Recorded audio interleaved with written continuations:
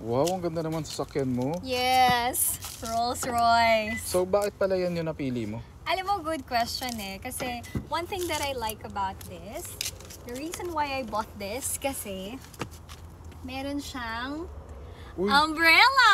angas! Yes! Ayos yun ah. Yes! May nakita pa ako isang sasakyan mo dun eh. Ay, oo. Actually, marami eh. Ano ba yon? Yung isa? Etong isa nakaparada sa harap, yung itim. Okay, sige.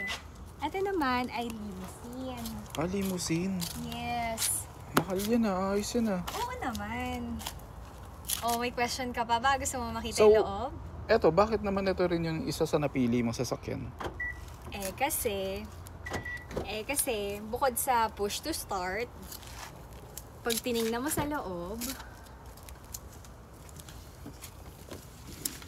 Uy, may libreng wine! wow!